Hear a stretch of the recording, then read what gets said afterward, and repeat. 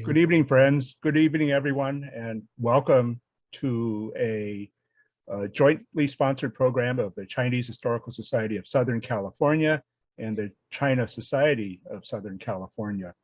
We're glad that you are able to join us here.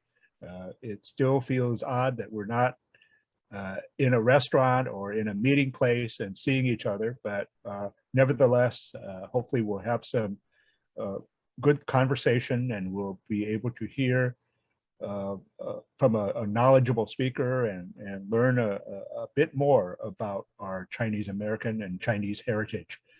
I am Eugene Moy. I'm a member of the board of the Chinese Historical Society. And for the last 45 years, plus years, we have been conducting programs in the community and presenting history, meaning the Chinese American history of Southern California and beyond. And beyond today means actually going back to our roots in China. And you'll hear more about the topic in just a moment. But just a quick note on the protocol. This meeting is being recorded and will be available for later viewing on our YouTube channel. So do feel free that if you're not able to catch the entire program tonight, and oftentimes, like many of our programs, there's a lot of information, a lot of dense information that you want to go back and review yourself. So all of our programs are actually recorded and available online. So we hope that you can pick up and any of our past programs and listen in. Anyway, I don't need to talk too much more. This is the November program for the Chinese Historical Society and the China Society. We don't have a speaker or a program scheduled yet for December, but keep your eyes open. It'll be coming. The Historical Society's website is chssc.org, and you can always go to our website, not only for monthly program information, but also for a lot of background history on the Chinese American community of Los Angeles. So you don't want to hear me talking too much. I'd like to welcome Bob Lee, who is president of the China Society of Southern California. He has been a long time leader in our community. He's a third generation Los Angeles Chinatown business owner, and he has been a go-to source for me for a lot of information on the historic culture of China. And Bob always has some great insights on history and culture, and he's really the person who introduced us to today's speaker. And I'll let Bob really introduce David. Bob? Well, before I introduce David, let me tell you a little bit more about China Society and my involvement both in China Society and the Historical Society. I guess a lot of you from the Historical Society know me because before the pandemic, you would hear me announce at almost every meeting, China Society is having such and such a program. Would you please come? And more often than not, I would be disappointed because there weren't that many people who would respond. So let me, and I think maybe this is a little bit because of fear. So let me tell you a little bit about my involvement with both groups. I am an American-born Chinese. I think I could be referred to as a banana, you know, yellow on the outside and white on the inside. I think this is especially true because I'm a baby boomer and my family moved from the East Adams neighborhood when I was 2 years old. We moved to Echo Park. Our family was probably one of maybe 3 families in that neighborhood. Also, maybe one of 3 families that attended the local elementary school. So there weren't many Chinese there at the time. we didn't speak Chinese at home. And maybe some of you my age will remember that if you went to a Chinese banquet and you were my age, the waiters would come around passing out forks to you because we didn't know how to use chopsticks. And at my last quarter at UCLA, I decided to take a course in Mandarin on a pass-fail basis, and I almost failed. Later, I started working full-time at the store, and my Cantonese was virtually nil. So I learned that there was a Cantonese class taught on Saturdays at an elementary school in the Silver Lake area. And that's where I met Ella Kwan. Following that, I went to UCLA Extension and took a class in Cantonese there. And that's where I met Nino Wong. So you know that even people of my generation really didn't know much about China and Chinese. So when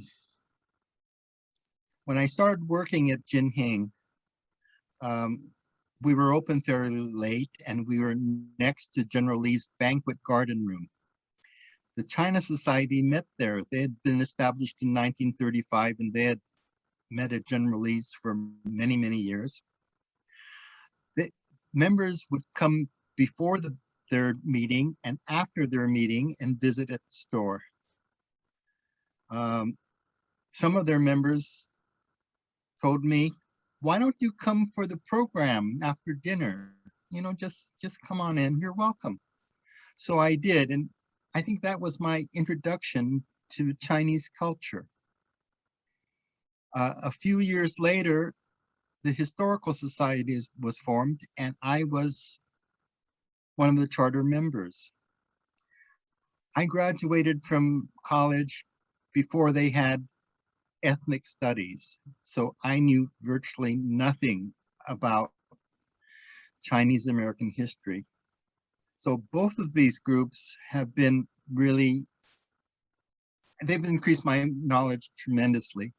And I think that you shouldn't be reluctant to go to either of the groups if you want to learn more about Chinese culture or the Chinese in America. Now let's get on to David. I met David Hugus, I don't know, 25 years ago. Many of you remember Kim Fong, who had Fong's Gift Shop on Chunking Road. And Kim was a very astute collector. Among the many things he collected were Chinese rank badges. And I would once in a while come across a rank badge, and sometimes I would buy things that I liked, but they didn't sell very well at the store. And so I would probably rationalize and say, I'm not a poor buyer, I'm just buying that for my collection.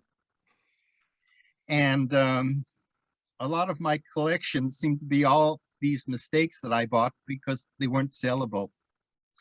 Anyway, Kim introduced me to both Beverly Jackson and David Hugus.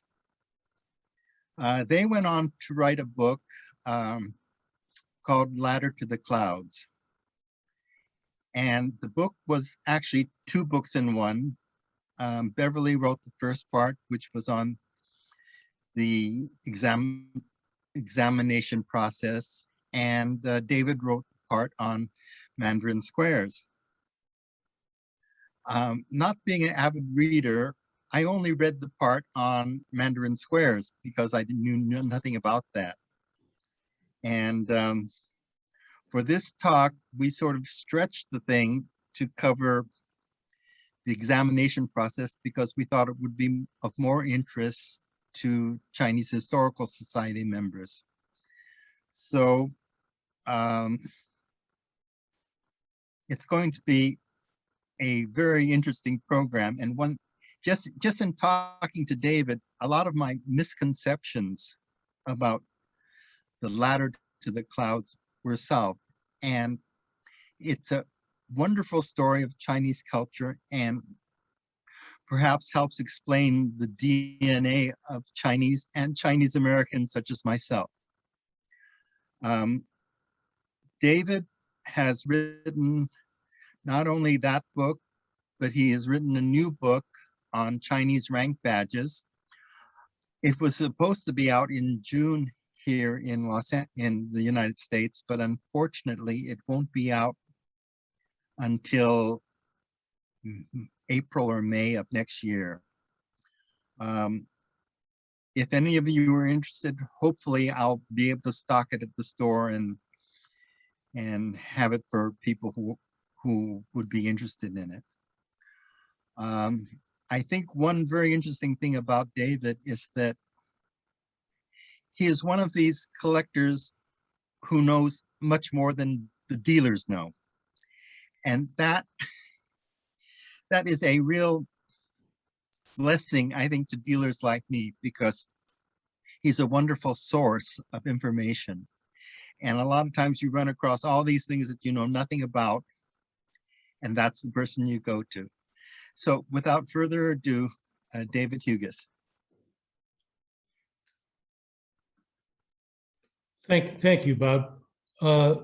And I hope slides are available here. I want to thank Bob Lee and the China Society and the China Historical Society for asking me to give this presentation. My interest in Chinese things it came from my hobby. It's not part of my profession. Bob reminded me when he was talking about Gim Fong that I saw my first real rank badge in Gim Fong's shop when he shared some of the things that he had hidden in his back room with us. He is also probably responsible for me being focused on Chinese rank badges, because as part of that first night with Gim, he gave me a copy of Harvard Journal of Asiatic Studies, Volume 8, that was published in 1946. And that had a long article on Chinese rank badges.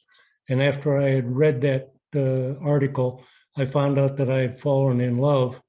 And so for the past 30 years, as I could squeeze time out from my profession and my personal life, I have studied Chinese rank badges and Chinese history just as part of a hobby that was most interesting and intellectually stimulating.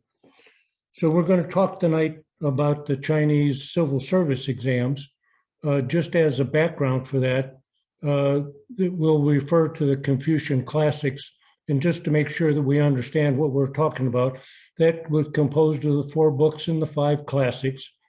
They're listed here: the Analects, Mencius, the Great Learning, the Doctrine of the Mean. The title Doctrine of the Mean is sometimes translated as the element of perfect balance. The 5 classics were poetry, documents, which really was historical speeches, the classic of changes, the I Ching, the classic of rites, and the spring and autumn annuals. Let's look at the examination process just as a general thing before we try and dissect exactly how it was conducted. But the examination process was essentially a lifelong process. If feasible, a son started studying at age 3, learning the 1,000-character poem. The 1,000-character poem was a poem of 250 lines of 4 characters each, with no character ever repeated. And so that became kind of the primer for a son who wanted to start his process on becoming a Chinese official. One of the things that we probably ought to tackle right off the bat, and that is the impact of wealth on people's ability to participate in the examination process. And I don't think it will surprise anyone to know that wealth, as it has been in every society and every age, was a significant benefit for those who were studying for the examinations. Rich families could afford, at the most basic level, to have their sons studying as opposed to working in the fields trying to keep the family fed. They also had access to tutors, and they had their own private libraries, which of course would facilitate the study required to take the examination process. However, the advantages of wealth were ameliorated by several processes. Economic groups called economic clans could establish a tax-free foundation that would subsidize the study of clan members to study for the examinations. And in more rural areas, villages or even groups of villages would also establish tax-free foundations to encourage the study by promising students in the more rural areas. Some rich families allowed anyone to study at special academies that they funded, and temples and monasteries also sometimes offered free examination studies for people who could not afford it. I think the advantage of wealth is shown by the fact that the 2% of the families that actually had officials in their lineage contributed 50% of the officials in the Ming Dynasty and 2/3 of the officials in the Qing Dynasty. But if you turn that coin over, you find that in the Ming Dynasty, nearly 50%, and I think that nearly 50% was 49.7% of all of the officials in the Ming Dynasty came from commoner families. And more than a third, 37% of all of the Qing Dynasty officials came from commoner families. And so while wealth clearly was an advantage, it was not an obstacle that could not be overcome with intensive study and application. But the preparation for the examination required their memorization of the 4 books and 5 classics just as a starting point. And that was over 600,000 characters of text. And the intellect that required, is something that I find quite striking and quite intimidating. I hold a PhD in statistics, but the concept of trying to memorize 600,000 characters of text is something that I find intimidating. But in addition to that rote memory, they also had to master poetry, essay writing, and calligraphy. And so this was a very strenuous and strict curriculum that was followed. And there were 6 examinations that you had to pass in order to become an official. There were 2 preliminary examinations, 3 qualifying examinations, and the imperial examination. And all of those had to be passed before you could become an official. David? Yes, sir. Are you going to share your slides? I have the slides up and I can see. Oh, I'm sorry.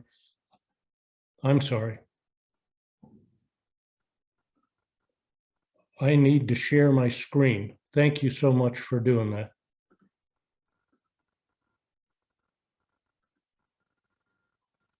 So here we are, and let me backtrack. Here are the 4 books and 5 classics. And this was the slide we were talking about. And thank you, Bob, for bringing that to my attention. in most of the Ming and Qing dynasties, there were about 2 million people, 2 million males studying for the examinations, but only about 100 per year, that is 300 in each of the triennial tests, actually became officials. And the average time to complete all of the examinations varied somewhat, but generally was in excess of 30 years. The average age for a person becoming an official in the Ming Dynasty was 33 years, and in the Qing Dynasty, 36 years. So this was a tremendous commitment, not only in the amount of material that was required, but the duration of the study and attempts at the examination. So that kind of begs the question, why in the world would anyone take the examination? And the most important thing is this was the only way that you could really fulfill your filial piety responsibility, by bringing honor to your parents and ancestors. You owed filial piety to your parents because they gave you life, and you owed it to your ancestors because they could intercede with heaven to assist the family and make sure that the family was successful. And after one successful assignment as an official could petition the emperor to have his father and his grandfather awarded his own rank. And that was the apex of your filial piety, that you could bring honor to your father and your ancestors by bestowing on them the rank that you had achieved on your own.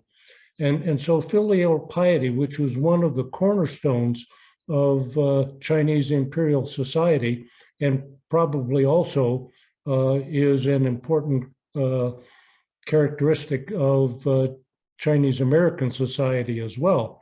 But the only way you could really fulfill your filial piety responsibility was to bring honor to your family, and the primary way to do that was to become an official. There was also a legal protection that was given to an official. An official could be questioned in a legal matter only if the emperor approved the investigation. The official was also exempt from local corporal punishment, which include judicial torture, which was common during imperial China. Even a student could not be questioned by a Chinese official without his teacher being present to make sure that the student was treated appropriately. There was also a wealth characteristic or dimension to being a successful examination candidate, and that was the official was exempt from a service tax. And while the rules on the exemption varied over time and sometimes included all the members, male members of a particular family, but even when it was constrained only to the person who was actually official, the family could transfer all its land into the ownership of the official, and the land would become exempt from tax as well. In addition, when you were an official, people wanted to curry your favor, and you were in a position to generate extra legal income. And there have been estimates that indicated that as much as 95% of an official's income came from extra legal means. Now, that gives an unfortunate and probably inaccurate impression that all officials were corrupt and only out looking out for themselves. We can talk about the concept of corruption within the context of an official's performance of duty in the question and answer period if you're interested. But things that mitigated the assertion that this meant that all officials were corrupt is that the officials had no official budget until the Yongjin Emperor in the early 1700s established at least a small budget for the districts. Prior to that time, and for the 150 years after that, where the budget was not adjusted for inflation, a district magistrate had a lot of requirements and a lot of obligations and no funds with which to discharge them.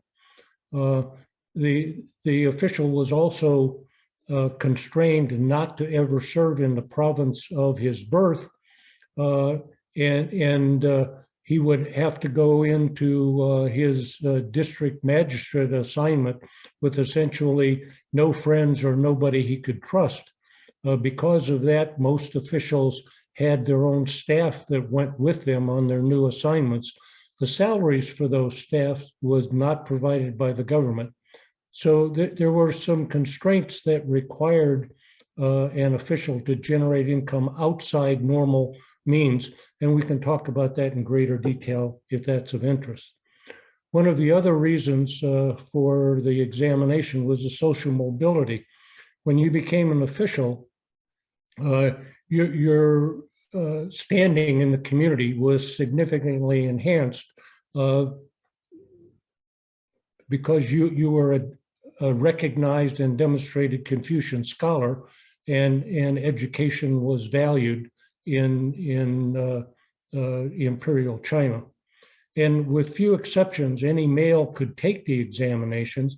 And so this was something that could appeal to the entire country as a good thing for society, so that anybody could achieve or aspire to the apex of Chinese society by taking the examinations and passing them. But of course, the way that you passed the examinations was this intensive study. And so education became inculcated as the only real way that you could improve your life or your status of your family.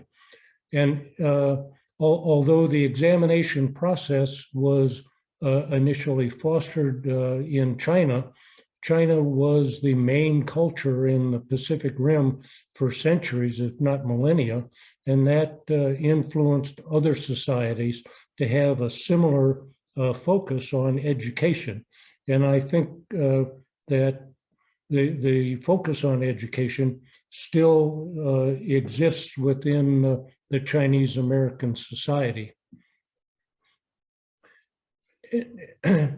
And saying that the examinations were a good way to increase your social status and pay homage to your ancestors, but that begs the questions of why the examinations existed in the first place. The examinations and the official civil service was originally generated as a counter to aristocratic families dominating the court appointments. When the central government was not strong, and when before China had been collected together as a single entity, aristocratic families would recommend their own sons for official positions, and that became a very incestuous process where those sons of the aristocratic families would recommend their sons to follow them.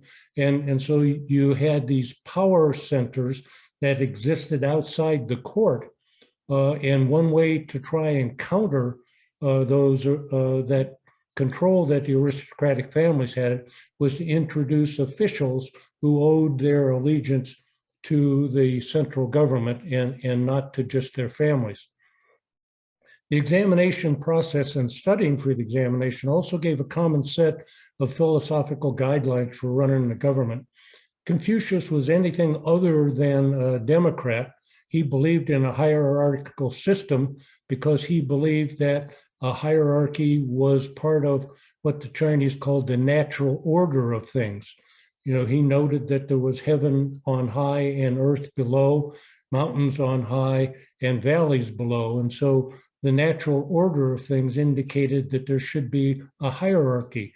And so the government that was established in Imperial China clearly was one of a hierarchy where there were people on high and other people who were considered to be of lower status. It also united the scholars from various backgrounds with a common sets of beliefs. Everybody was steeped in the Confucian Classics. and everybody had a common frame of reference for what constituted proper behavior, how people should behave, and what constituted the characteristics of an effective official. And Confucius emphasized the obedience to those in power, which included parents within the family and officials, and ultimately the emperor. It provided social mobility for commoners who might otherwise become rebels. Anybody who, because the examination was open essentially to any male, anybody could aspire to become an official, and those people who might otherwise had felt excluded from any social mobility might have become rebels and been a disruptive part of society. And the examination system tended to draw them into an approved process that added to the stability as opposed to introducing instability in society. One of the other things that was favorable from the officials' presentation is that having to pass the examinations provided some rationale from keeping the emperor from just appointing his favorites to all of the important positions. Now, clearly, that was not a total constraint on an emperor. The emperor was ultimate autocrat and could essentially do whatever he chose, but it did provide some constraints on unconstrained exercise of power by the emperor. No system is 100% perfect, and every system had its drawbacks. Some of the drawbacks associated with the examination process was that they stifled innovation. Confucius is reputed to have said that he never produced anything new. All he did was preserve the wisdom of the ancients. And that attitude permeated the preparation for the examinations, and any deviation from the prescribed texts brought harsh punishment from any instructor or tutor that was involved in tutoring a student. The punishment was often very physical and very corporal. And so any inclination that anybody had to deviate from the wisdom of the ancient was physically punished. And that inclination was literally beaten out of the students as part of their preparation for the examinations. Quite frequently, the emperors would deride the officials as men of empty words who were only good at memorizing passages and contemplating philosophical concepts and were unsuited to run a government. And it is in truth the curriculum lacked any practical scientific subjects. Mathematics, economics, engineering were all considered beneath the officials' position, and they were left to the merchants and the people who ran the economy, and so there was in fact an absolute dearth of practical scientific subjects inside the preparation for the examinations. This didn't prove to be a problem until the Industrial Revolution occurred, and there's no reason to believe that the philosophical, moral teachings of Confucius were any less suited for running a country in the pre-industrial societies than the focus on Latin and religious studies that were used as the basis for education in Europe. One of the characteristics of the examination process, as we find in any situation where people are under extreme stress and extreme pressure, those who graduated together tended to bond together to form cliques with them and the officials who passed them. And those cliques sometimes operated for their own self-interest as opposed to the interest of the general government. And from the emperor's perspective, and this is the flip side of the last entry on the constraints that an official, coherent official set of officials imposed on the emperor viewed the set of officials as a potential constraint on his power. And from the emperor's perspective, that was a drawback of the system. The importance of the examinations varied over time as the power of the central government waxed and waned. At the end of the Zhou dynasty and the end of the Han dynasty, there was a period where the central government lost its power, and the examination process was largely moribund. But the examinations were started with the first dynasty that united China, and that was the Qin Dynasty that was established in the 221 BCE.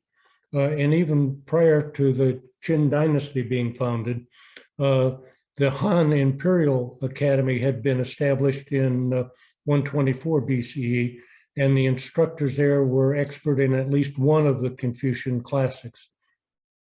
The Han Dynasty continued and expanded the examinations. Originally, the examination was a personal questioning by the prospective official by the emperor himself on policy questions.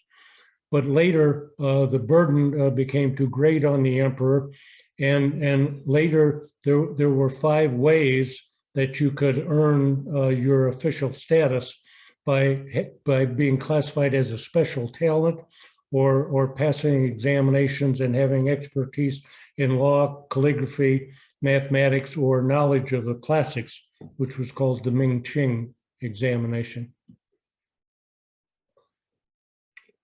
But between the Han Dynasty collapse and the Sui Dynasty, the most officials were appointed because the central government was weak. But examinations resumed under the Sui and were very well established during the Tang Dynasty. During the Sui and Tang dynasties, there was a 6th possible examination. That was the Jinsi examination, which was an examination that not only required knowledge of the Confucian Classics, but also required expertise in poetry and the composition of essays.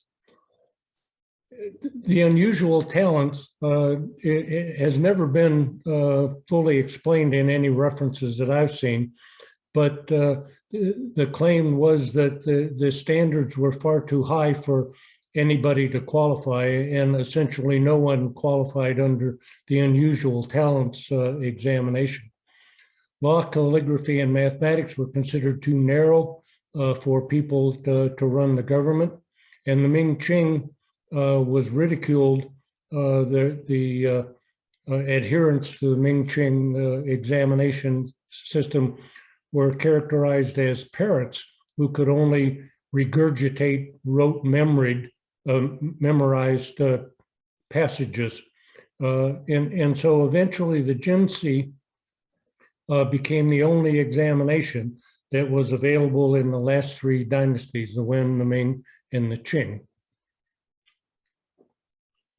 So with that brief examination, examination of the examination history, we'll now start to discuss the actual sequence of the examinations.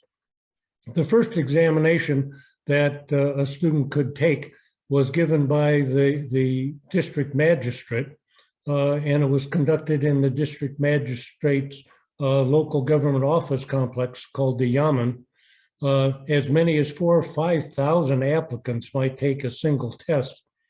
all of the districts in a single prefecture gave the test on the same day to make sure that no person would take more than one district examination in any one given year. And every person who took the test was identified by his teacher to try and avoid a person taking the test for somebody else, impersonating the student and taking the test for someone else. Once the applicants were identified, they were assigned to a seat, and they were only referred to by their seat number thereafter. Their test papers only recorded their seat number, and the district magistrate then would grade the examination without knowing which particular student had submitted that examination. The yamen was locked and secured while the test was in progress, and proctors circulated during the examination to make sure that there was no cheating. The examination was conducted in 4 different parts on separate days. The candidates were expected to start taking the district examination by 16. They could take it earlier, but you were considered slow if you hadn't memorized all 9 Confucian Classics by the time you were 16. Each day, the candidates were required to respond questions about the 4 books, the 5 classics. They were asked to compose poetry or to prepare policy questions. When the exams were turned in, calligraphy was examined to make sure that it was appropriate and acceptable. And when the papers were turned in, the district magistrate was confined to the yamen until all of the responses had been graded. And this was one of the very low-level anti-bribe considerations that was in place at that particular level. The candidates at each segment of the examination had their names posted on the yamen door. The top scoring student had his name at the top of the paper, and the other the successful candidates had their names written in counterclockwise manner until all of the successful candidates' names were listed, and the character for successful was written in the center of the paper. If you passed the district examination, the only reward was you were eligible to take the prefectural examination. The prefectural examination was held obviously by the prefect, but each candidate was accompanied to that examination by his district magistrate and was identified by name and as a legitimate student by the district magistrate as he entered the testing area. The prefectural examination was conducted very similar to the examination, except that there were only 3 stages to the examination instead of 4. And again, the only benefit that one got from passing the prefectural examination was be able to take the first level of the qualifying examinations. But since the qualifying examination actually had some effect on a person's status, the emperor became personally involved in the process. The successful prefectural examinations were eligible to take the qualifying exam that was given by the provincial director of studies. And this gentleman was appointed by the emperor directly and reported directly to the emperor without any intervening bureaucracy. So this was a very powerful position that he held, since he could bypass the entire bureaucracy if he had an issue that he thought needed to be brought to the emperor's attention. So he was accorded more respect than his rank actually required. But the director of studies was required to visit each prefect twice during his 3-year tour of duty, and a test was given at each of his visits. The tests were essentially the same, but the intent of the tests were different. One test was given to qualify new prefectural candidates who were taking their first qualifying examination, or a subsequent one if they had failed previously. But they were also used to re-qualify previously successful prefectural candidates because they had to indicate that that they were continuing to study and continue to be capable of successfully passing the qualifying examination. The second test that was given by the Director of Studies called those students who were successful candidates at the qualifying examination, but to limit the number of people who would be allowed to take the second level qualifying examination at the provincial level. So one test was to certify people as being successful takers of the qualifying exam, and the second was to determine which subset of that group of students was able to take the provincial examination. Now, the qualifying examination were identified by a district representative as they entered the test area. They were searched for cheat materials and any bribe money. Proctors circulated throughout the test area to preclude any cheating. And there were 10 violations of the rules that got you a stamp on your test material, which virtually guaranteed failure. One of those stamps was affixed 1 hour after the test started. And if a student hadn't started to answer one of his questions, and that stamp appeared on a blank sheet of paper, he was virtually guaranteed to fail because they figured that any subsequent entries on his test booklet result of copying or cheating. But you could also be cited for humming when you were trying to compose poetry, looking around, talking, leaving your seat, anything that indicated that you were anything other than totally focused on answering your examination questions. Clerks reviewed the test submissions for calligraphy and style and content. And if they passed the clerk's examination, the submissions were then reviewed and graded by the Director of Studies. And since this was a grading system done by an individual, the candidates tried to please the director by reading his writings, looking at his essays that he had written during his passage through the examination process, copying his style, duplicating his preferences. And so he had a significant impact on the scholarship inside his province. And after the 3 separate days of testing, successful candidates were sent an official letter that indicated that they had been victorious in passing the qualifying examination. This was a significant event. The candidates were now considered official government recognized students. Heretofore, they had just been candidates and they had received no official designation or recognition as students undertaking this rigorous examination process. They received the lowest of the 3 degrees, the Xinguan degree. They could erect a red sign above the entrance of their home, indicating that they held that degree. They were exempt from local corporal punishment. Their families now were considered part of the gentry, which meant that they now had access to the people of high economic status, and they could interact with the district magistrate on a level of equality.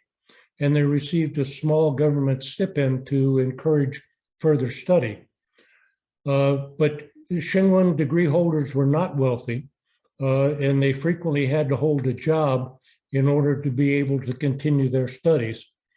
And candidates were considered old if they had not achieved this level of degree by age 40. But that also is just another indication of the lifelong commitment that this focus on education required. Once you pass the qualifying examination, and if you passed the test given by the director of studies in your province, you were then qualified to take the provincial examination. This was held in the second year of the 3-year examination rotation, and all provisional examinations were held at the same time for the same reason that the district exams were held, to keep people from trying to participate in more than one provincial examination. The examiners were selected individually by the emperor, but they were not all notified of their status as examiners at the same time. The travel time was different to each of the provincial examination sites. And so an examiner was identified only in sufficient time to pack his bags and leave the next day to travel to the provisional examination site where he would perform his duties. And this particular process was used to minimize the opportunity to bribe examiners.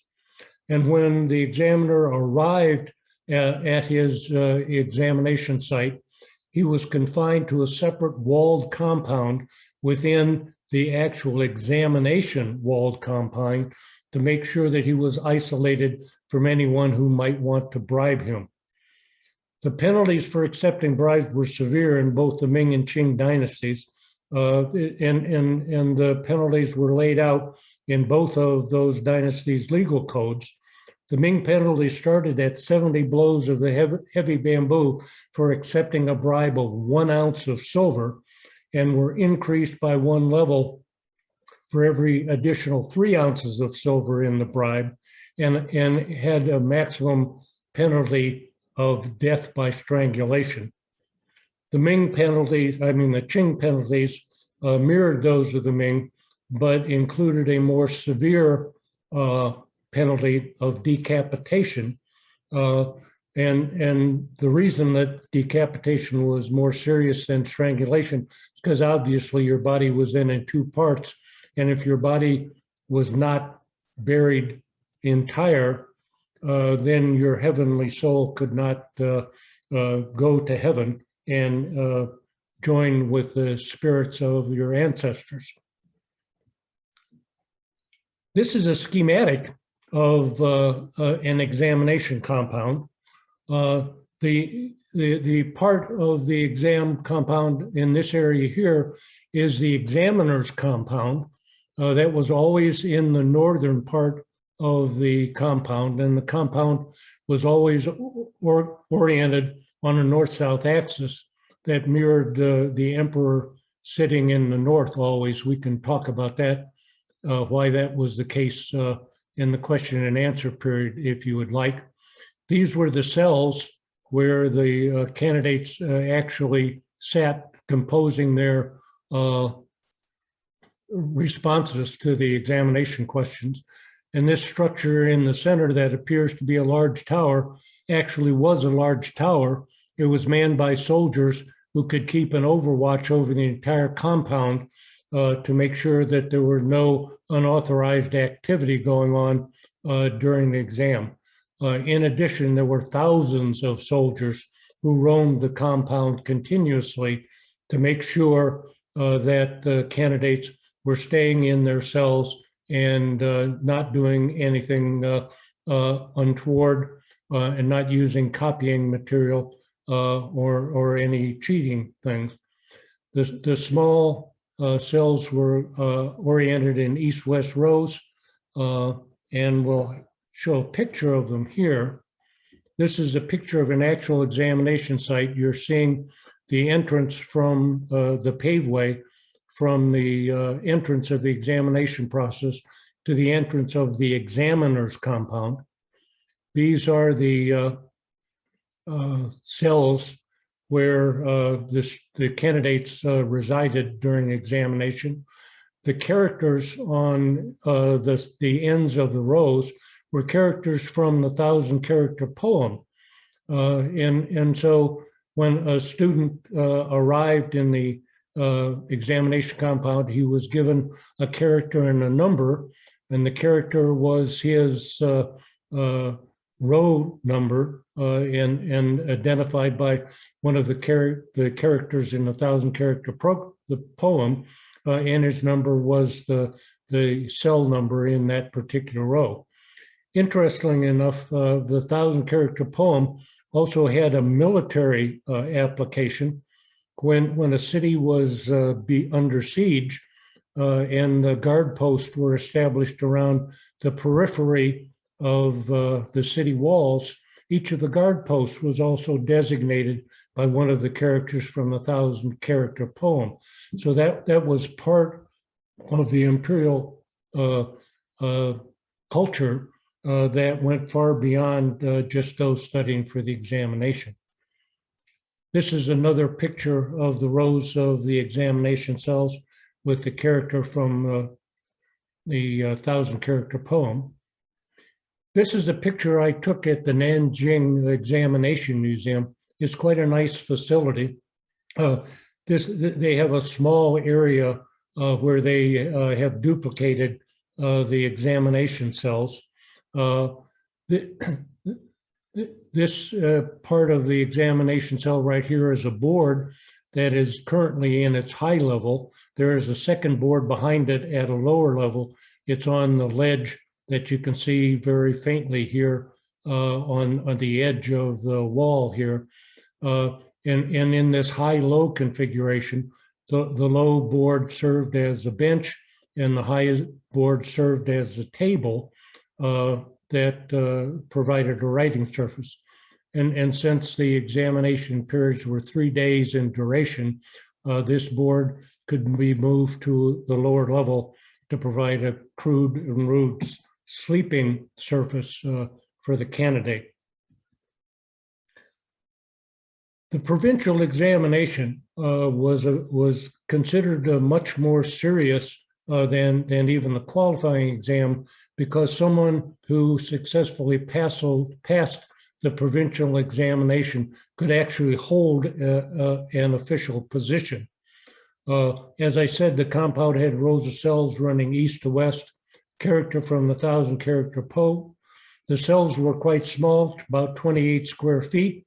They only had 3 sides and a roof. One of the sides, the side facing the north, which faced the examiner's compound, was open to the elements. And I covered the 2 boards to be configured as either a bench and a table or a sleeping surface. The Xinguang degree holders were identified by a provincial official and strip searched on entry. The strip searching was done by military soldiers, and the military status was much, much less than the revered Confucian scholars. The military in both Ming and Qing dynasties were hereditary, and so there was no honor to be held because you held a military rank. You just inherited that from your father. So the soldiers took the opportunity to be as brutal and as degrading as they possibly could.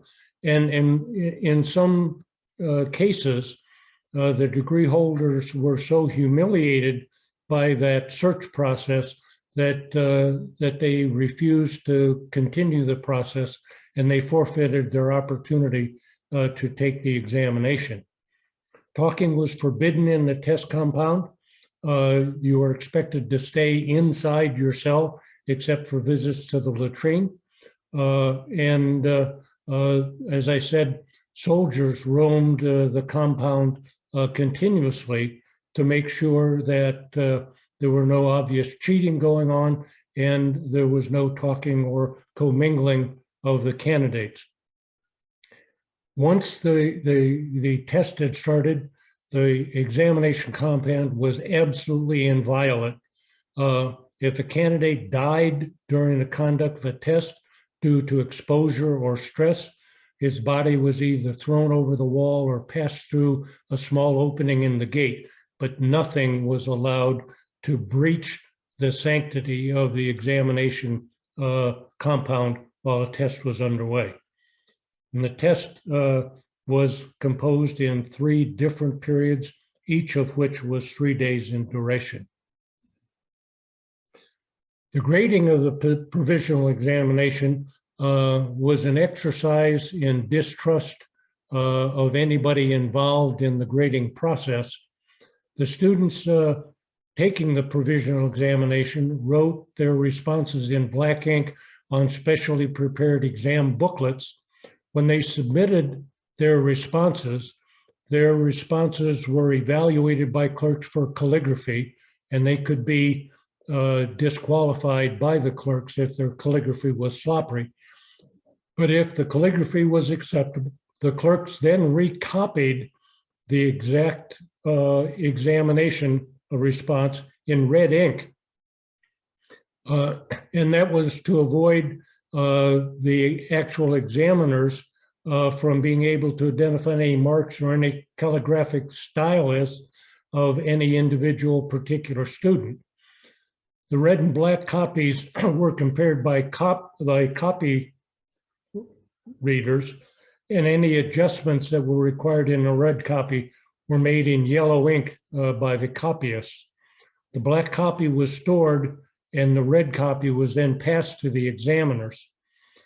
The associate examiners evaluated the red copies, made any comments that they thought were appropriate in blue ink, and passed those that were recommended for possible successful consideration to the chief and the deputy examiners. The chief and deputy examiners then examined the responses that had been passed to them and selected the successful candidates. If they needed to make any entries on the exam papers, those entries were made in black ink. The number of successful candidates was limited by quotas for each province. That also tied in with part of the wealth issue that we might want to get into in the question and answer period. The successful candidates at the provisional examination were awarded the adorned degree. That was a lifelong degree. They never had to requalify. They could fly a flag at their house with the character of their degree on it in gold. But the success rate at the provisional examination was only about 1%. But adorned degree holders could hold official positions. They were never prohibited from holding official positions, but in Qing Dynasty, population dynamics indicated that almost all of the official positions were held by people who held a higher degree. And as noted previously, the classmates and the examiners who passed them often formed lifelong friendships, as any group under extreme pressure, common experienced pressure, often form friendships, and they sometimes impeded the functioning of the imperial bureaucracy. The final examination was the Metropolitan Examination. It was conducted in the 3rd year of the rotation, was open to all adorned degree holders. The same examiner appointment process and travel arrangements, the same security arrangements were in effect, and approximately 300 candidates were identified every 3rd year to take the palace examination. The palace examination was introduced in the Song Dynasty, and it was an attempt to avoid the clique formation among the examiners and classmates. That was largely unsuccessful. You know, the human dynamics of bonding with people who have shared a stressful situation for you was just too powerful to overcome. Nominally, the tests were given and graded by the emperor.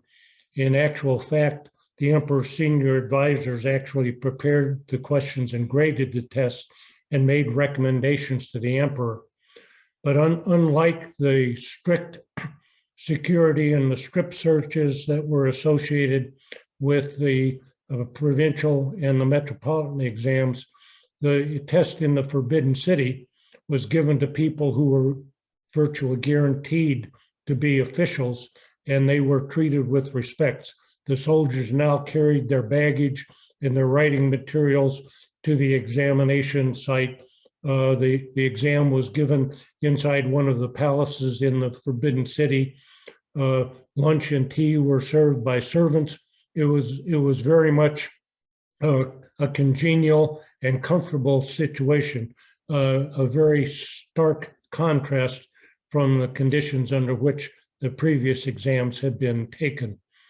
The only people who didn't receive the Jinsi degree after passing the Metropolitan Examination were those whose parents died between the Metropolitan Examination and the Palace Examination.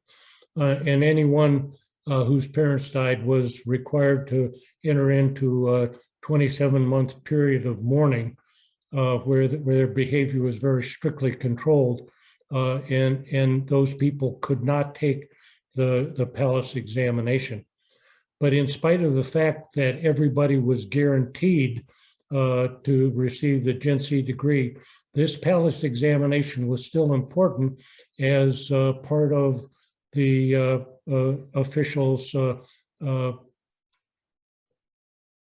career inside the bureaucracy, because the rank that you received in the degree determined the specific rank that you were awarded when the Jinsi degree was assigned to you. Most people started their official careers as district magistrates at the 7th level, but you could receive an advanced rank if you did exceptionally well. In addition, those people who scored highest on the candidates were given assignments in the capital and the Honlin Institute and were available for special assignments and rapid promotions. So that essentially concludes the presentation here. This is a representation of the imperial exam from the Nanjing Examination Museum. A very comfortable situation compared with the outside 3-walled cells that were used for the other examination. And as Bob indicated, there is a new book, The Chinese Rank Badges. It is currently published, can be ordered from the publisher, will be available from the University of Chicago in April of May. Book's 277 pages in length. About half of the contents of the book is contained in appendices, which cover topics like the examination process, other considerations about Imperial Chinese culture, history of the last 2 dynasties, and other information that may be valuable. That concludes my examination. Thank you for your patience, and I'm ready for your questions.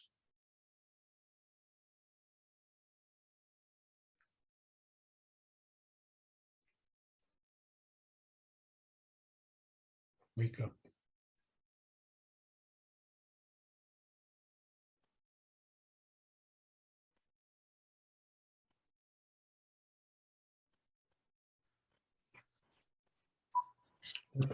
Great. And thank you, David. And it's very informative and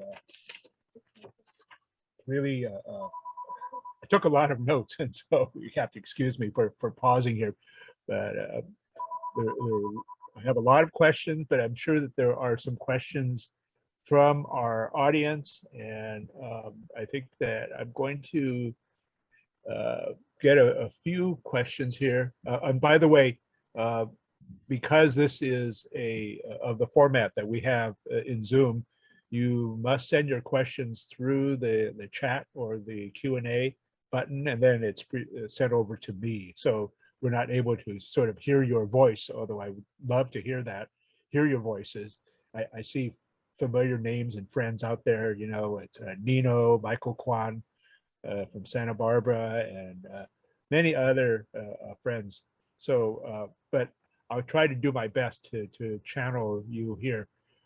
There is one question is, David, what is the Honlin Institute that was noted in part of the discussion? The Honlin Institute was an institute that was basically the compilers and the library and the records holders for the official court. One of the ways that people tried to constrain the unbridled power of the emperor was to record everything he said and everything he did. And those records were compiled by the recorder on the left and the recorder on the right. They were compiled, sent to the Honlin Institute monthly. They were stored as a permanent part of the records there, and they were used again as a way to try and keep the emperor focused on his virtuous behavior under Confucian canons. The history of a dynasty was written by its successor dynasty. And so those records were used to assemble the history of one dynasty, but it was only prepared by a subsequent dynasty. So an emperor could never control the way that he was recorded in history. And so recording his words and his deeds was a way to try and make him adhere to the Confucian standard of virtue and not become too much of an autocrat. They also undertook special compilations when the Qianlong emperor in the Qing Dynasty and the Yongle emperor in the Ming Dynasty compiled the great encyclopedias. Those encyclopedias were compiled and written by the Honlin Institute. Great. And are the records of the Honlin Institute, just my own follow-up question, are those stored anywhere, archived anywhere? They were destroyed by fire in the Boxer Rebellion. Okay. Does that apply to all of the prior examinations then? Or subsequent examinations? When did the examination system end? I'm sorry, sir? When did the examination system end, or when did the process end? It terminated in 1904, 1905. It was a widespread process, and it didn't all terminate simultaneously. But 1904, 1905 is considered to be the official end of the examination process. Okay, and then by that time, China had come to recognize that it needed to reform, and studying overseas had become a very important part of Chinese culture at that time. Economic opportunities were increasing because of the introduction of businesses from Europe and the United States. And so the importance of the examination process had started to deteriorate ever since about the reform period of 1898. And so the Boxer Rebellion kind of put the end period to the examination process. It took a couple years for that to become official, but the examination process had started to decline in importance from the reform period in 1898. So no national exams after that point then? That is correct. Okay. And let me see. On the subject of rank badges, were these presented or awarded at the last palace exam? No, that's an excellent question, and one thing that made my study of rank badges much more interesting than it might otherwise have been. The emperor conferred the right to wear a particular rank on an official. The official had to commission and pay for his own rank badge. There are two implications of that.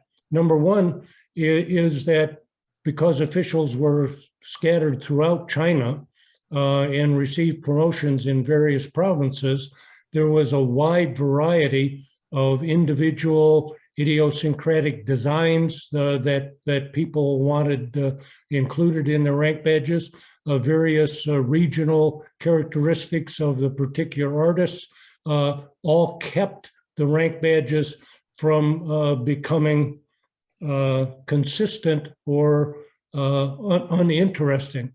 The rank badges didn't solidify to kind of an unvarying design until the middle of the Daoguang Emperor's reign in 1830 or 1840.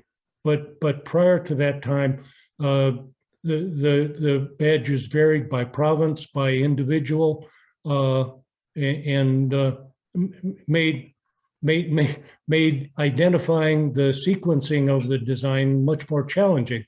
The second implication was that because people had to buy their own court costumes, there are no examples of the last three military ranks. As I said, the military was hereditary, very low status in Ming and Qing dynasties.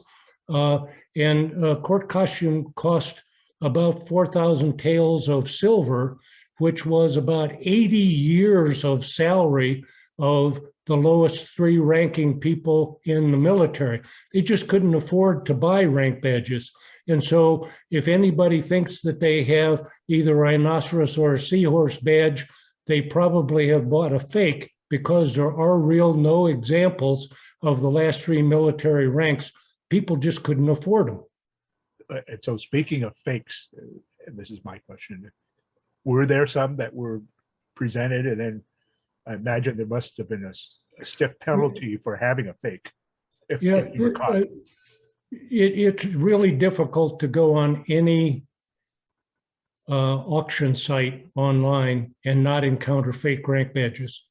The fakes, when I first started collecting, and by the way, the first 6 rank badges I ever bought were fakes. My wife and I were in Hong Kong celebrating our 25th wedding anniversary, and we were buying things to decorate our house. We wanted to decorate our house in a Chinese motif. We bought things without knowing what they were that turned out to be fake rank badges. So nobody should feel bad about buying a fake rank badge. It's the way I got started. So what kind of price range? They were terribly expensive. They were $28 each. Gene? Yes. We are going to have a talk by David next time on rank badges. Okay. So I would like to have our talk more focused on the examination process today. Okay, well, I'm just sort of jumping ahead because, you know, he commented on that. No, But that's true. so, well, since rank badges were so important, but this is a question that just kind of came in. Were civil servants buried with their rank badges on? You know, was it that important? You know, I honestly don't know anything at all about the marital customs in China. I mean, the actual ceremonies. The rank badges were part of the official court costume. They were not something that was worn outside of official duties, I don't believe. But I wouldn't want to make any firm comment on that. It's just an area of ignorance.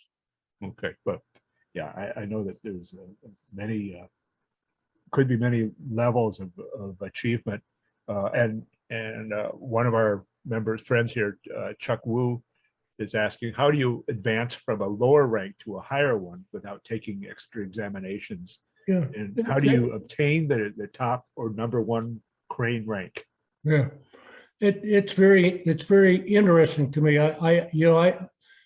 The process for becoming an official was so intellectually challenging and so physically challenging that I am surprised that the advancement in ranks was a totally administrative, bureaucratic process.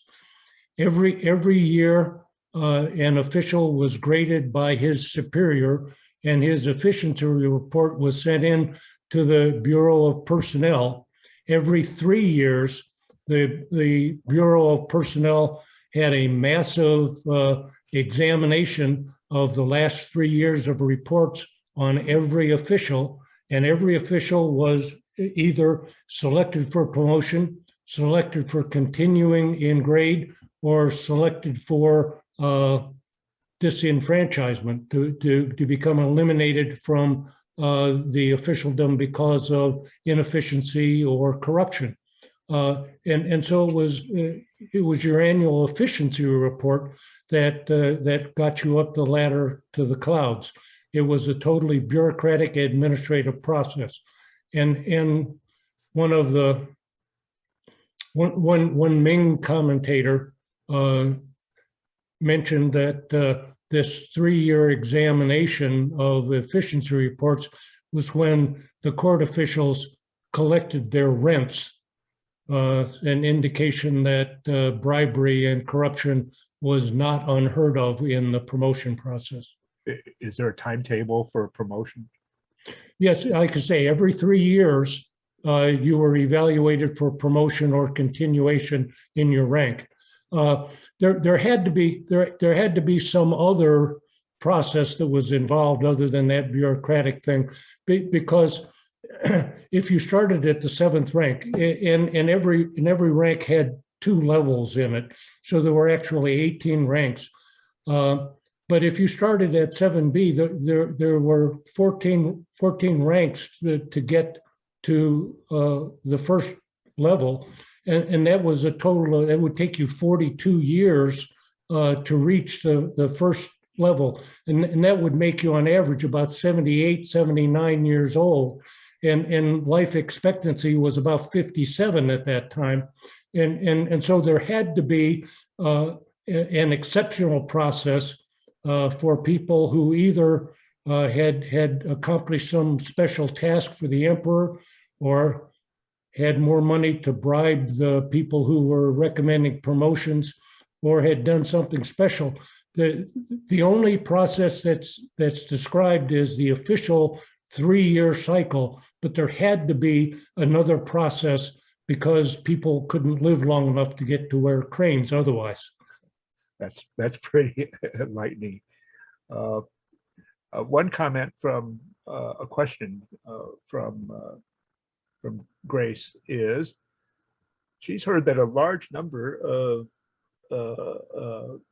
people with Jewish roots, including on her mom's side, held positions. That's I wouldn't say a large number. But there were missionaries, largely Jesuits, who tried to, infiltrate Christianity into China. One of the ways that they did that was compete against the Chinese scholars for predicting celestial events and establishing a legitimate calendar. And in one competition in the Qing Dynasty, the Jesuits beat the Chinese scholars in predicting celestial occurrences, and therefore they were accepted in the court, given official court ranking, and became advisors to the emperor on things associated with celestial phenomenon and calendars. Now there were Jewish as well as Jesuit. I am not familiar with Jewish missionaries as much as I have seen commentary about the Catholics. But the Jesuits were a part of the court, generally advisors in things associated with celestial mechanics. The eclipses and things were important events because they indicated that the heavens were taking notice of what was going on Earth. And so if the emperor could not accurately predict eclipses and stuff, they could be seen to be an indication of heaven's displeasure with his rule. Sounds like a bad omen, huh? Yes. Yeah. Okay. Well, I've got a question, and I hope all of you don't mind. We're going a little deeper into the evening than normal, but there's some good questions, and I'm sure all of our minds are still active here. But here's a question from Albert Chang. So, what happened to people who didn't pass the exam, and could they retake it? Do they get any other recognition? Well, I mean, that depends on what level they stalled out. If they stalled out before the Qing Yuan, the first qualifying exam, there was absolutely no recognition. What they could do is two general things. They could become clerks in the Yamen and work for the district magistrate. They could become tutors for poor people who couldn't afford good tutors, and eke out a living that way. But if you didn't get at least the Sheng Yuan degree, there was not much recompense. Excuse me.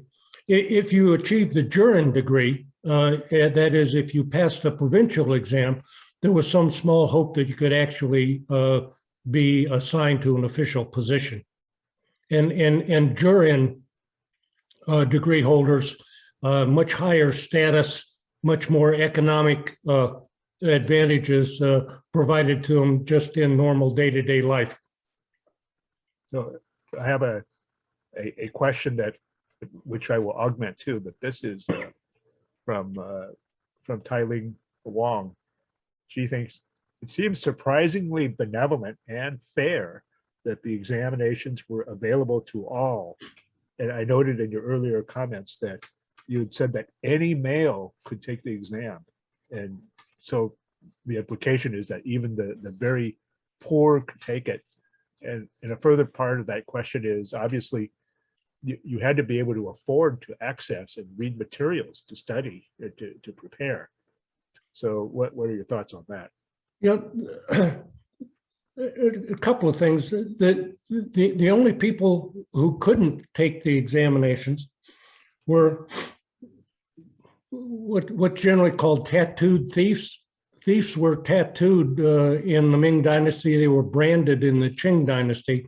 So if you had been tattooed or branded as a thief, you couldn't take the exam. If you were a slave, you couldn't take the exam. And if you were a boat-dwelling fisherman off the southeastern coast, you couldn't take the exam.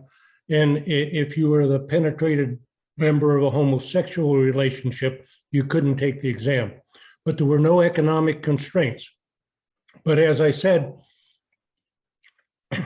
clan groups and villages would get together to form a tax-exempt foundation that subsidized the studies of promising students from their regions. In addition, the Ming founder was himself a peasant, and he decreed that there be a school opened in every district in China, and that every district school be provided with a complete set of the Confucian Classics. And so that also helped to kind of level the playing field a little bit. And that might have been one reason why nearly 50% of all of the officials in the Ming Dynasty came from commoner families. That's an incredible statistic for me, that. It is. Remember that 50% of the officials came from 98% of the population, the commoner families. The other 2% also provided 50%. Wealth was important, but it was not overwhelming. It's also true that it was difficult for wealthy families to have an official in subsequent generations. And so that social mobility could work both ways. if you failed to have an official for several generations, your social mobility would decline. When you got an official, it skyrocketed up. So it was a double-edged sword. Just a quick comment, question too. Were women totally excluded, or did some sort of slip in, or did some fake themselves? Women were totally excluded, but not totally illiterate.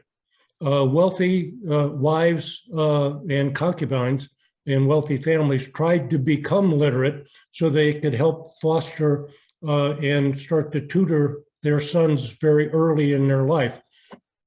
There is no record of any woman ever taking any part in any examination, but that was also so deeply embedded in the culture that, to my knowledge, that prohibition was never recorded either.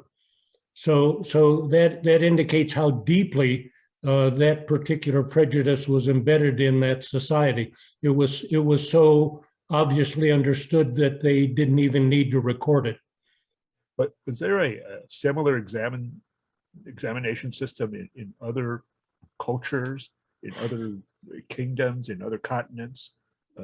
We have the SAT here, of course, and actually some of the processes here with proctors and locked rooms and such, I see some parallels here, but was it something that originated with the Chinese examination system? Was it and then copied by other cultures? Or in particular, one would argue that the acceptance of education as the key to improving your life was accepted by virtually every country in the Pacific Rim. But both Korea and Vietnam had their own rank badge systems and their own examination processes, so that at least in two other cultures, the entire Chinese process was accepted. And well, given that there was trade and political interaction between those places, between China and Korea and Vietnam and other points in Asia, Sure. I imagine that some of those ideas, the concept of rankings carried through also. It's interesting that Confucius is absolutely silent on international relations. It just deals with the running of a country, and so the international relations in China was something kind of an ad hoc nature, because Confucius himself and the Confucian Classics are silent on international relations. But China had two general orientations that they had. In order to protect their borders, they used what they call barbarians to fight barbarians, to keep the Mongol tribes and the tribes on the periphery of China competing among themselves so that they wouldn't turn their attention to China. The other process that China used for international relations was what they called the tribute system. It was really a trading economic system, and people who were tribute nations were allowed to send trading expeditions to posts on the periphery of China's borders, and also send small delegations into the capital for trading higher value items. But what China got in return from that is people had to acknowledge the Chinese emperor as the supreme ruler of the world, and they had to conduct themselves according to Chinese court protocol when they came into the capital to trade. And so the Chinese used their economic situation and their advantage in tea and textiles to foster these tribute relationships, which then kind of inculcated the concept of China as the central kingdom and the emperor as the supreme ruler in the world in the outlying countries. but it was the tribute system that they used as the primary management of international relations. It's a Um, long tradition. Gene, Bob, yeah. I'd like to make a comment. I don't know how many of our China Society members remember Anne McGowan, but Anne's grandfather was a Belgian Mandarin. At the turn of the 19th to 20th century, he had reached the rank of first level. And she has a book on him, and she presented it to us, oh, maybe 10 or 15 years ago. Yeah, I have a copy of that. Yeah, so it was quite interesting. Yeah. Well, there's still questions, and if you're still all got the energy, I'll finish a couple of them here. Eugene, let me make a comment here. If anybody is interested, has a question and that doesn't get addressed here, they can send their questions directly to me at dhugus@AOL, and I would be happy to address them as quickly and as thoroughly as I can. But that's a fallback position. I'm here for as long as anybody is willing to listen to me blather, and as long as my voice holds out. Oh no, this is rich information, and I just love listening to this.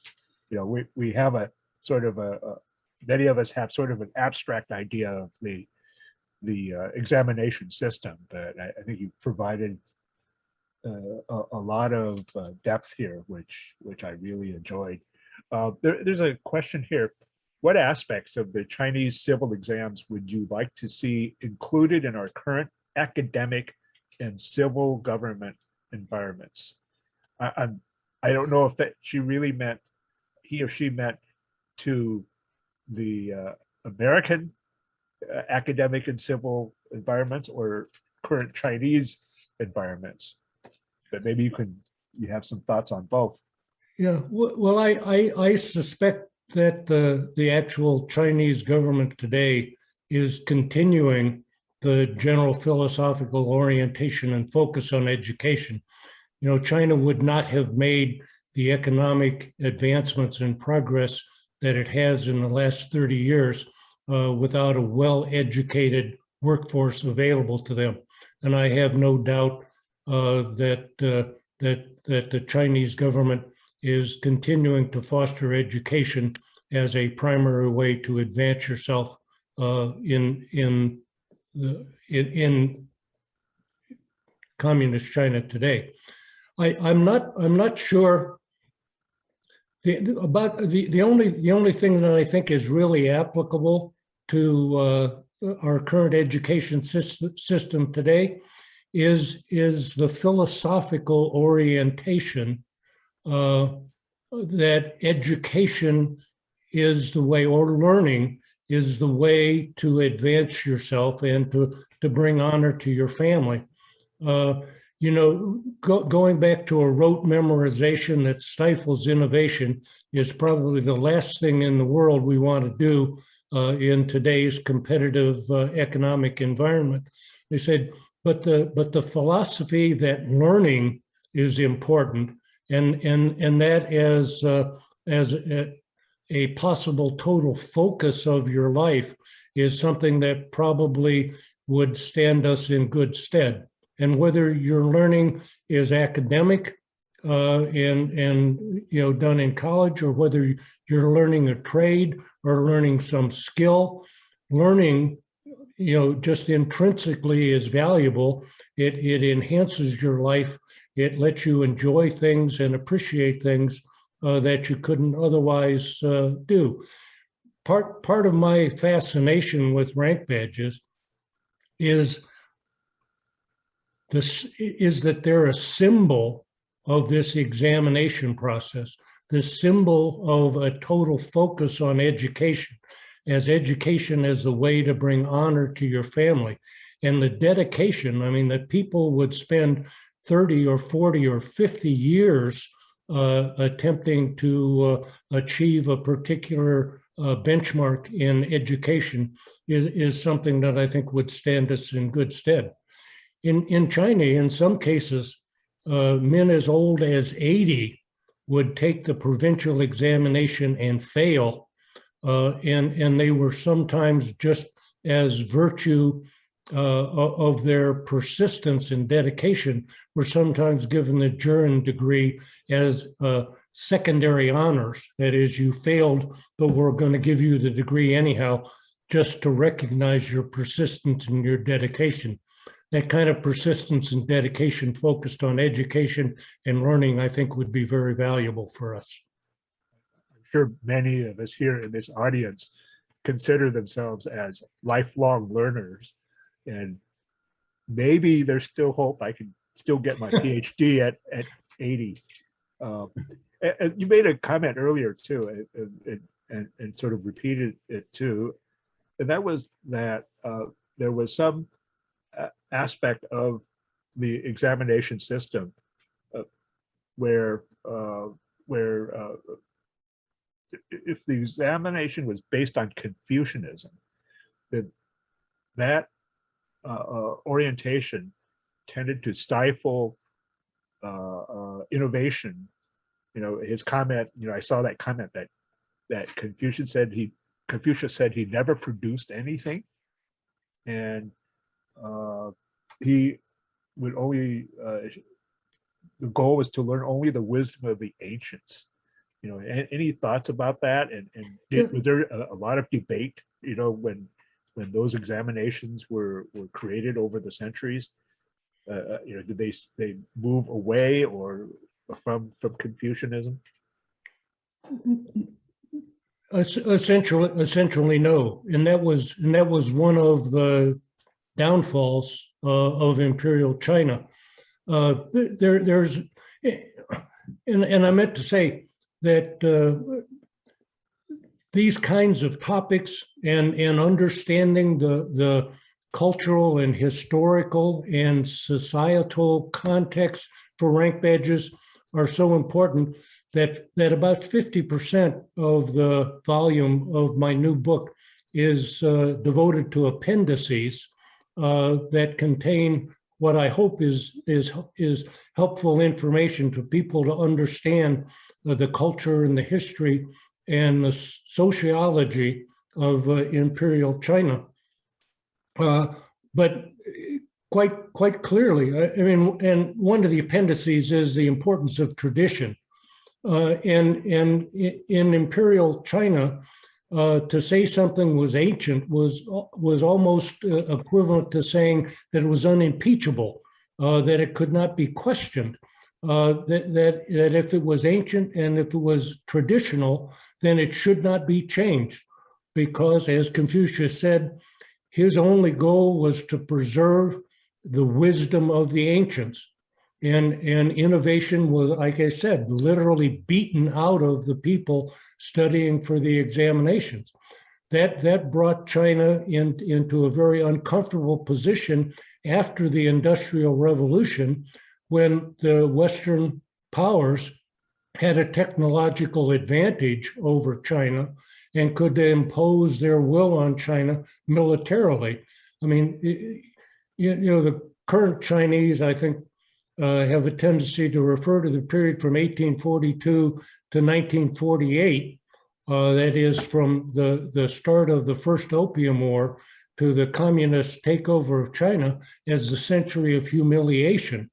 And that humiliation came not only at the hands of the Western powers in the First and Second Opium Wars and the Boxer Rebellion, but also was internally generated by the Taiping Rebellion, and probably most dramatically brought to the Chinese attention when their defeat by Japan in 1895. And Japan had been a tribute nation to China for centuries prior to that, and to be faced with their military inferiority by a previous tribute nation really was the genesis for the Kwangshu Emperor initiating the reform period of 1898. And so it was that lack of innovation that stifled China's progress and put it in a totally untenable situation with respect to even previously tribute nations when they were faced with a technological and military superiority. And so they had to break with Confucianism, at least that portion of it, in order to progress the way that China has. That's pretty insightful. Bob, you have any comments on that? Thoughts on that? Well, no, I think that everybody sort of realizes that now. I think the difference was that if you were in Imperial Qing Dynasty China, you would really face a big dilemma as to what you had been studying and what you had really believed and how to face this modernization. How do you make the change? And I mean, it caused tremendous amount of misery in China at that time. Yeah, but and again, in defense of Confucianism, it was, well, the Qin Dynasty was a book-burning dynasty, and they were legalists. They were as anti-Confucian as you might ever want to see. But the Han Dynasty that replaced them, and from the Han Dynasty forward, so from about 200 BC, 200 AD, 200 BC to about 1840, Confucianism worked just fine. And it inculcated good behavior, personal advancement, focus on education, right behavior, virtue as being the key to governmental leaders, and that served its purpose largely unimpeded for almost 2,000 years, and so you can't disparage Confucianism, in general, because it eventually became overcome by the Industrial Revolution. You need to remember that it had 2,000 solid years of government behind it when it finally turned out to be an ineffective and dysfunctional way to run a society. Yep, and that led to Civil War. So. Well, I mean, Civil War twice. The Taiping Rebellion started out as a racial issue, but turned into a religious movement. But that was a major civil war that lasted for 14 years, and then later on the Civil War between the Republicans and the Communists. But like I say, Civil War twice. Yeah. I see a late comment. Actually, no, I saw it late. I'm sorry, Albert, but I just saw it now. Albert has seen a copy of an examination, and it included discussion of Aristotle and Plato. So are you familiar with the content of the examinations that we might have discussed? Western philosophy? There are only, I have only encountered about 5 or 6 actual questions on the examinations, and they appeared not to be relevant to the Confucian Classics. So I am not familiar with the specific questions on the examination.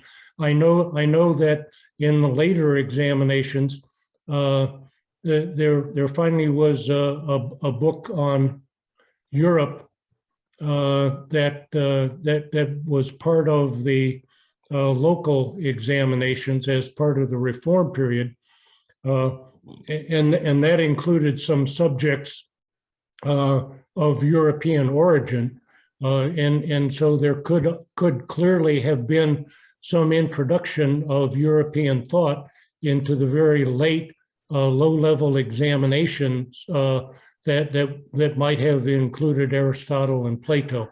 But my suspicion is that those would have been questions that would have been asked after the reform period of 1898. Yeah, I guess that leads to sort of the overall worldview that the imperial court had of itself. Was it still the Middle Kingdom, or was there a greater increasing awareness of the European or the Western world? And maybe there might have been a transition, or maybe an ongoing recognition that there was a larger body of knowledge beyond the Chinese sphere.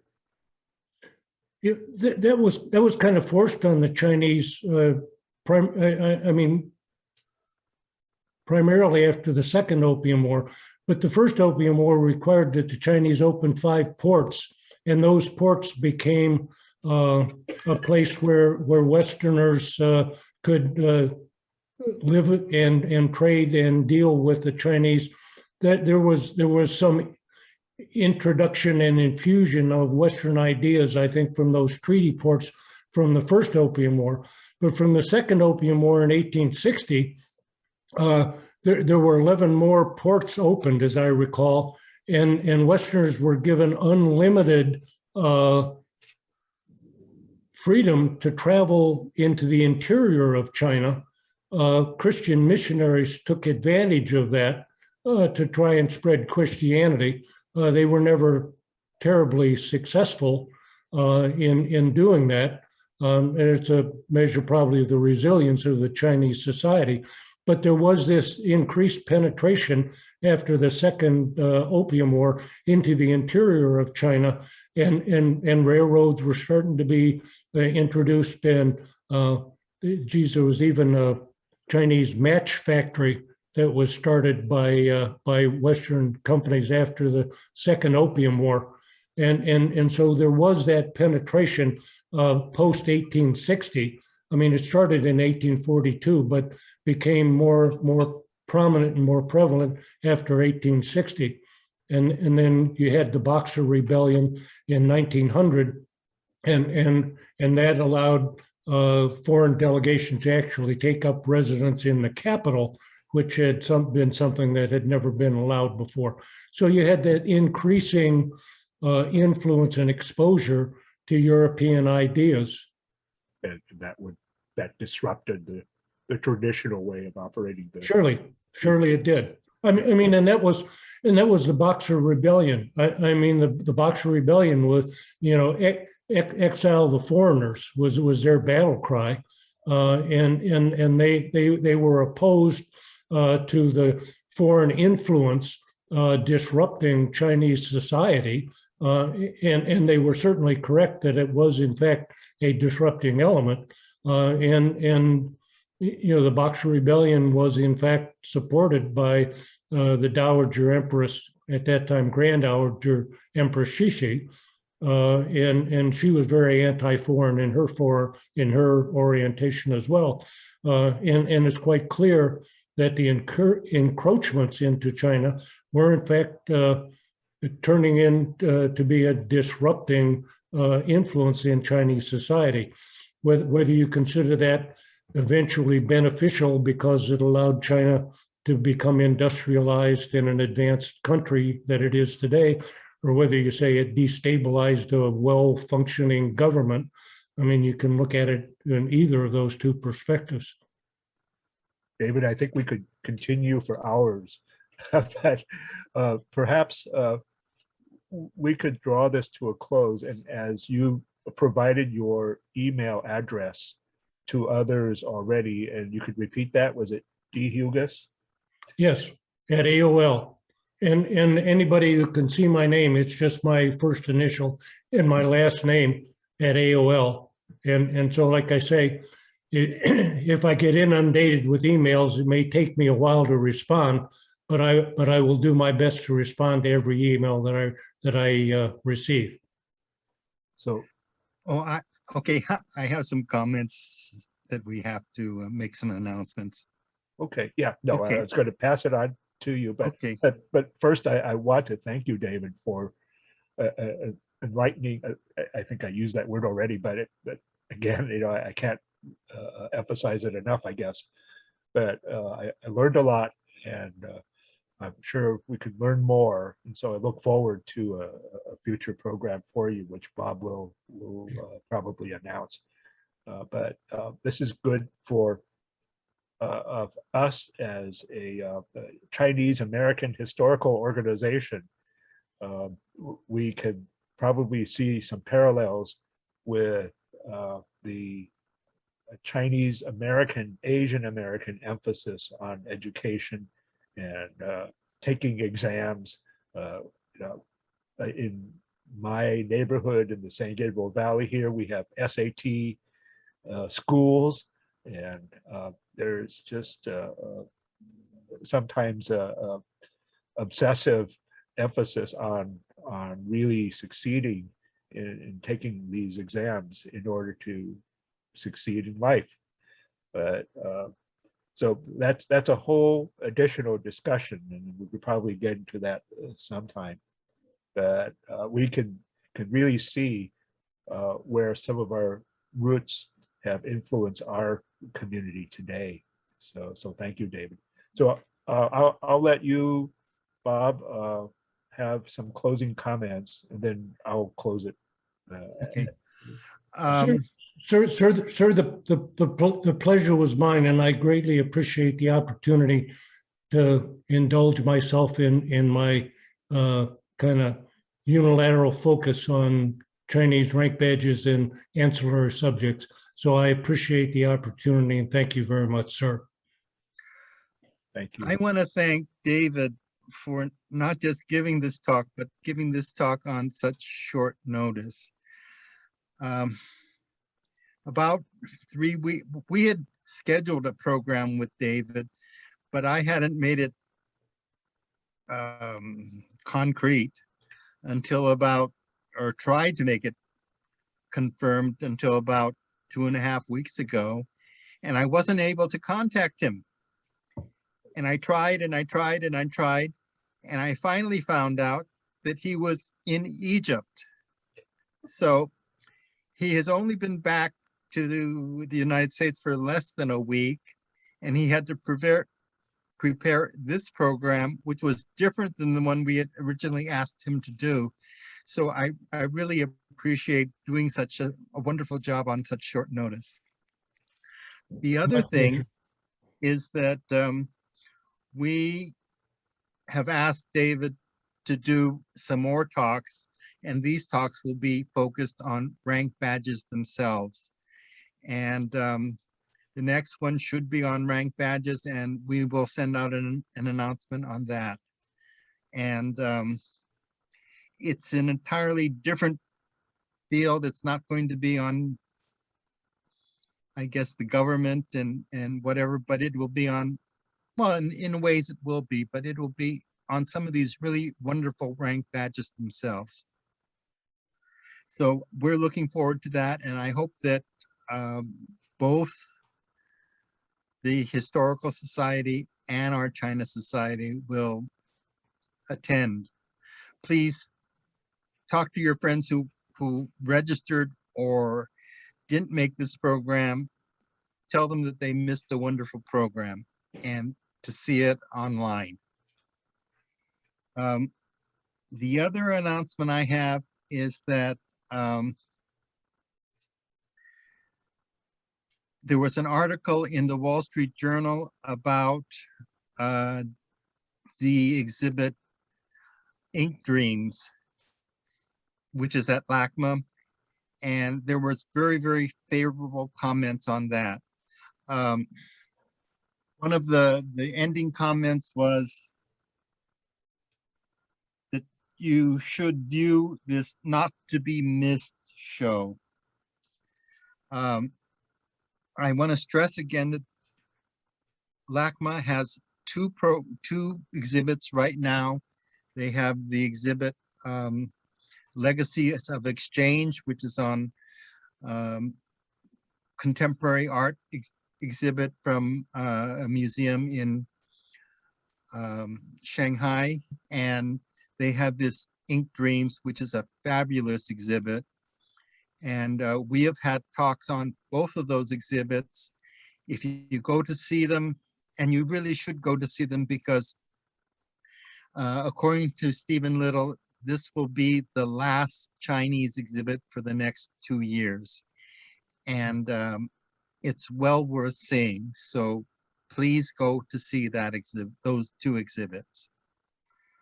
I guess maybe we can close now with a thank you again to David, and thanks to everybody who made this program possible. I can just make a quick comment too. The Chinese Historical Society always has had an annual fundraising dinner, but for the past year, 2 years now, we haven't been able to do business as usual. So we really depend on support from all of you out there for your memberships and your contributions. It's the end of year right now. I know that Angela Lancaster, our VP of membership, or membership secretary, is in the audience, and she drafted a really nice membership appeal in the recent newsletter, and we hope that you can support us for the coming year. All of our programs are free, and all of our resources are really free. We have a great library, we have archives, and we have a lot of material. So this coming week, we have some students from Santa Monica coming in to do some research in our archives. So there's a lot of value in the information that Bob and the China Society and the Chinese Historical Society are providing. So we hope that you can support us by renewing your memberships for the coming year. Our website, chssc.org, has all of the information. And so we hope that you can stay tuned and watch some of our prior programs. They're all online. And we hope to see you again soon. We miss you all in person. It's always been great in the past to be able to break bread and have tea together and chat. But we're going to do the best we can, and we're going to get through this. So we look forward to seeing you in December and in the coming year. So thank you very much, everyone, for joining us, and have a good evening.